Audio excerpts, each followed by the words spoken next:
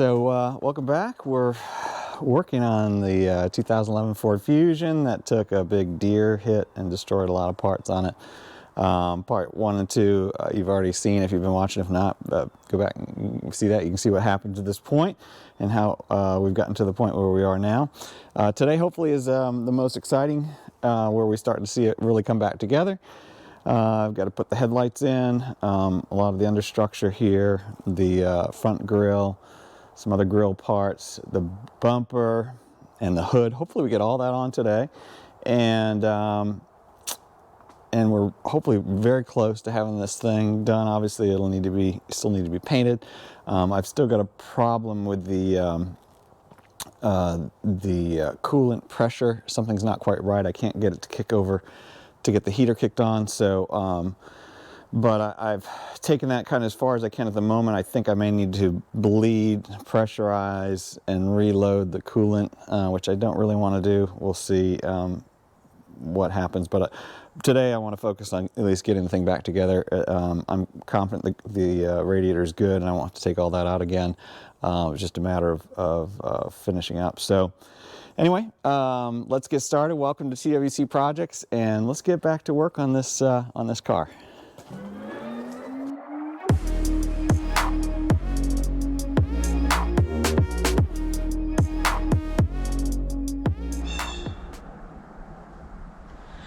All right, so this is the wrong side. It looks like I tried to make sure I bought the right thing, but it looks like I bought the left front instead of the right front. And so what I'm going to try to do is I'm going to try to heat this thing up and fold every fold the opposite way. It clearly does say on it left, or Ford LH I think is left, and then the RH was right. But I didn't pay attention when I got the part, and I don't want to have to send it back now. I think it's just a reverse though. So I'm going to heat up every fold on here. I'm going to try heating it up and bending it the opposite way and see if I can make it into a right hand. I don't know if that's a good idea, but I think they're just a mirror of each other. The original one was just so shredded, in fact I don't even know, I don't think I even had the part, it was gone. But I knew I needed it to kind of keep all that, water and so forth from blowing out into the sides. So I'm going to try that real quick, see what happens.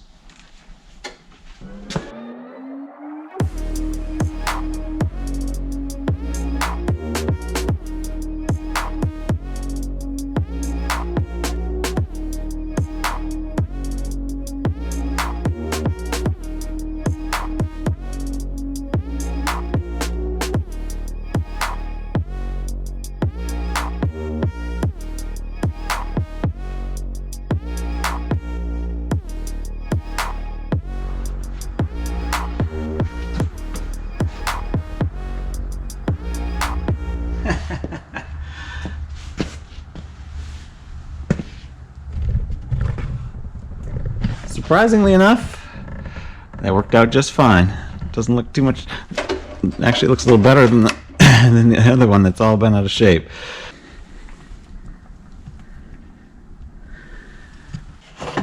Alright, I just noticed something, that I've got a broken piece off of here. So I'm going to have to make some kind of a little metal bracket that goes on there and fix that. Here's what it's supposed to look like. So I need to make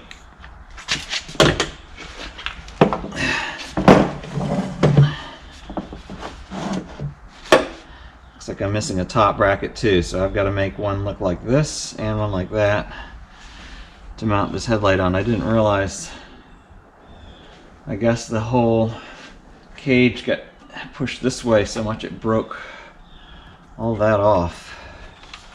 So let's see if I can fabricate something.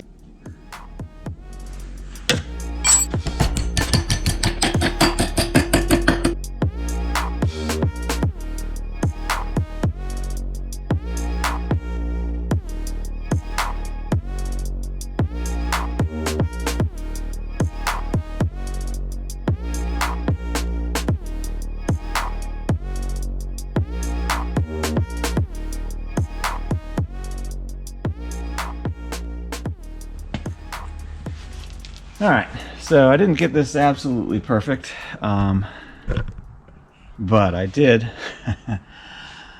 get to work pretty well. So that puppy's solid. It's not moving anywhere. This one I bent several times. I just finally stopped videotaping it because it was so tricky. But anyway, I put that on there, and then of course I used good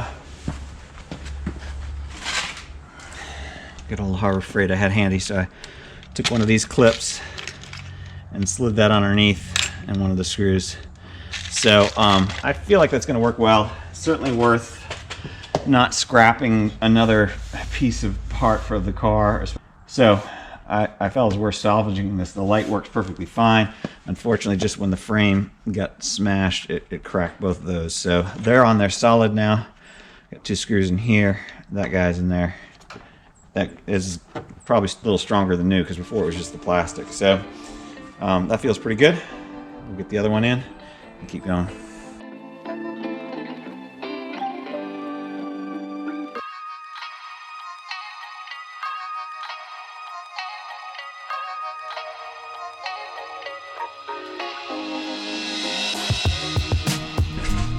All right, starting to look like a car again, isn't it?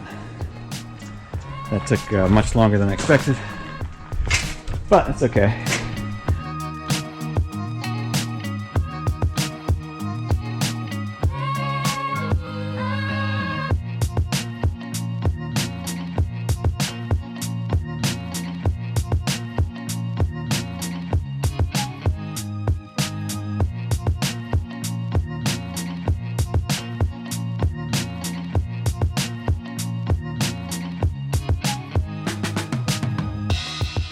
So I totally forgot to record putting this front end on. I was so focused on getting it to work and checking all the lights, making sure all the wiring is working, that I forgot to record it. So my apologies. It's on though. I basically just lifted it up and had to snap it in on the sides first.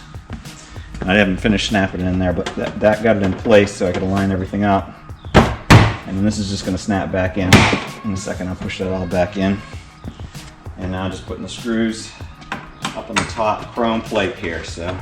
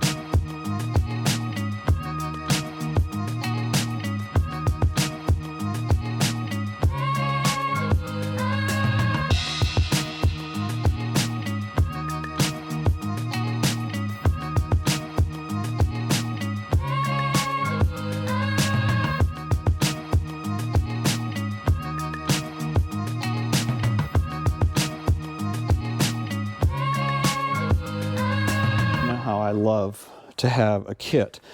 Well, I found this kit at Napa Auto, and it has all kinds of good stuff in it.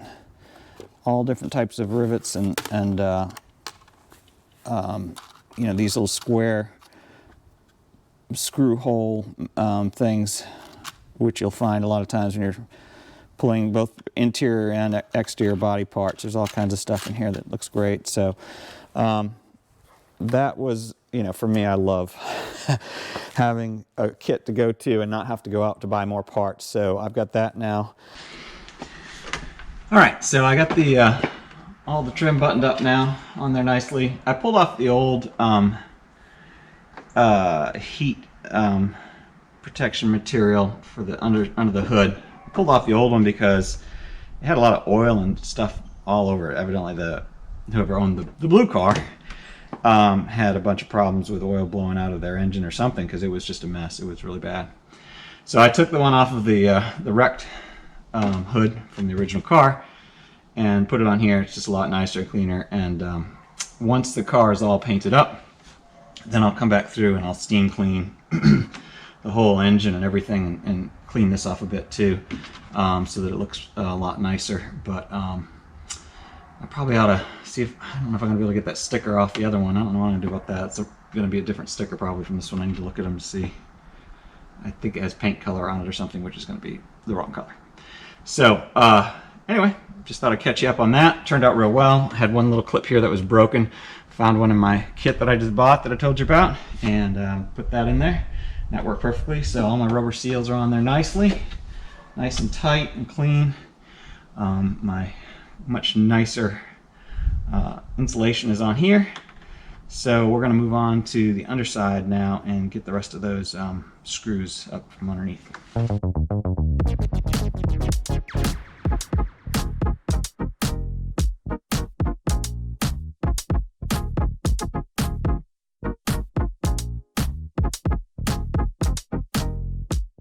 I've got good news and bad news. The good news is that I put the very last screw in to put everything back together except for around the windshield and the little pieces that I told you down below, because the windshield needs to be replaced, so they're going to pull it off anyway. The bad news is that while I was down there putting the very last screw in, I spotted a problem. I've got a leak somewhere in here. So hopefully it's just a hose fitting and I can fix that. Hopefully it isn't the radiator itself, because that would not be fun. So let's, I'm gonna dig down a little deeper and then update you on what I find, and hopefully it's just a hose fitting. So fingers crossed.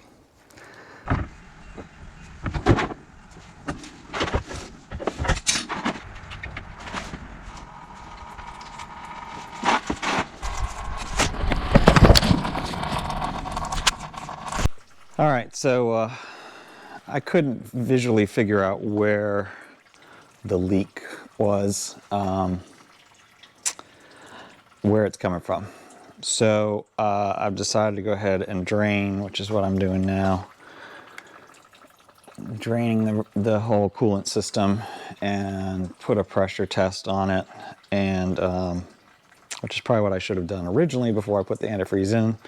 I was taking the chance that it would work. Okay, so we're going to try that. We're going to pressurize it, figure out where the leak is. Hopefully it's something we can fix, and without having to pull the radiator out, and then fill it back up and see if we can get it to work right without leaking anymore. So the pressure test basically will put a thing on here, pump air into it from an air compressor, and watch to see what happens. I'm pretty sure there's a leak because I can see there's some kind of a slow drip that's been coming from underneath. And so hopefully we'll get a whistle or some kind of noise that will help indicate, with the air flowing through it, where that leak is. So let's keep going. I also figured that while I had this thing unscrewed, that I would take it all the way off, and there's a couple little rubber bushings inside, so I'm going to pull those off and put new ones on. I don't think this gasket really seals anything. I think this just is for to keep it so you don't strip the plastic threads. It kind of cushions it as you put it in, but I'll replace these two bushings. Hopefully I've got something in my box, in my kit, that'll fit those.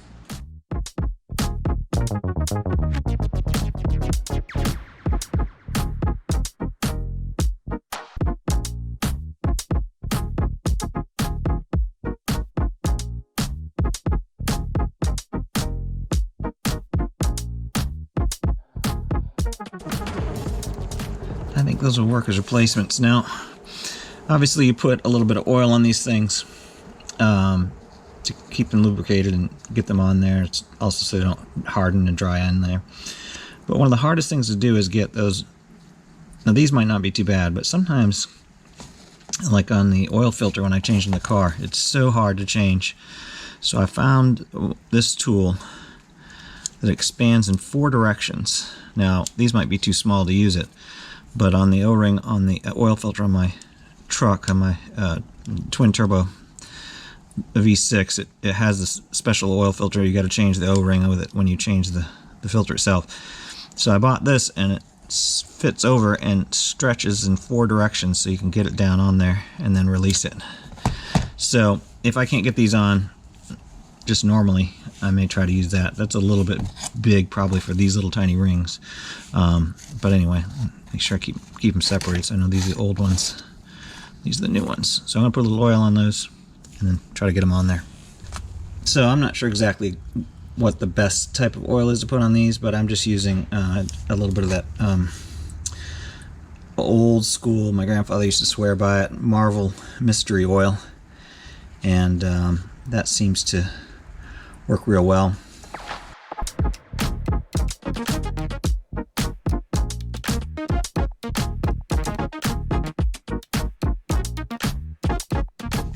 There we go. Oh, almost had it. The reason it's good to always to change those out when you have a chance is because over time, just rubber has a tendency to harden and crack, and eventually it'll, rot. So this one's going to be a lot harder, I think.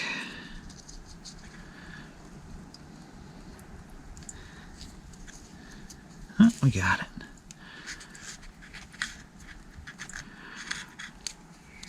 There we go. So that worked out real nice. Make sure I get a little more oil in there from my glove still. And that way, hopefully we don't have any problems with this leaking in the near future, because we took the time to swap out those little rubber seals. And luckily this kit has so many things. I love these things, you know it. One other thing I found was when I pulled this off, these pretty much just fell right off, and they fell off because they were broken inside. It was just so brittle. That's the little squirters, these guys right here for the windshield wiper fluid. So had to order 2 more of those as well. So we're still, even once I get the radiator issue fixed, I'm still not quite ready. I think I need those to pass inspection. I know the wipers have to work. I think the fluid, maybe it doesn't. But anyway, I've got those in order too. We'll get there. Pressurized it and found at least one of the leaks, a pretty big one, right here. I don't know if you can see it, but there's a big old crack right there. And as soon as I put air pressure in through, you can see it bubbling up right there. And it is coming right out of there. So what I'm hoping I can do is hopefully have a pipe that fits on the inside of that, and then put 2 clamps around it and see if I can salvage that without having to get that whole new hose. We'll give it a shot and see what happens. All right, so that's it. We've got this thing back together. Manifold, coolant fix. All this is all new. It's looking good. Everything other than the color and the windshield, which still needs to be fixed. But here, let me just drop the hood down.